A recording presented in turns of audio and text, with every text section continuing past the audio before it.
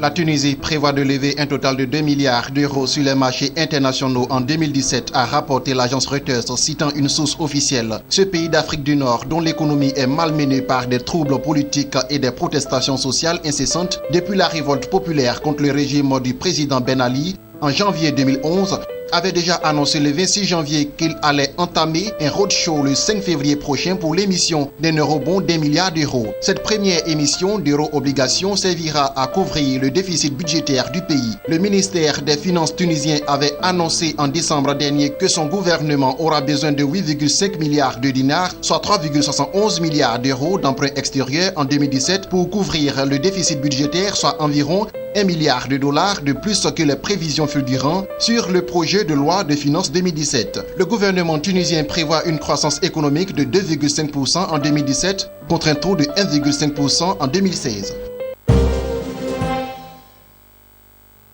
La capitalisation boursière de l'Egyptian Exchange, le marché financier égyptien, a gagné 16 milliards de livres, soit 827,4 millions de dollars. Au terme de sa semaine d'activité s'achevant le jeudi 26 janvier 2017, les investisseurs majoritairement égyptiens ont affiché ainsi leur satisfaction à la suite de l'émission réussie de l'emprunt souverain de 4 milliards de dollars sur les marchés internationaux. Le dynamisme des investisseurs sur le marché financier égyptien a aussi été soutenu par l'aide donnée par le ministre des Finances selon laquelle l'application de la taxe sur les transactions boursières sera très faible et même pourrait être reportée dans le but d'attirer les investisseurs. Parmi les promesses des réformes faites pour bénéficier des 12 milliards de dollars d'aide du FMI, les autorités égyptiennes se sont pourtant engagées à réintroduire cette taxe avant la fin du mois de juin 2017.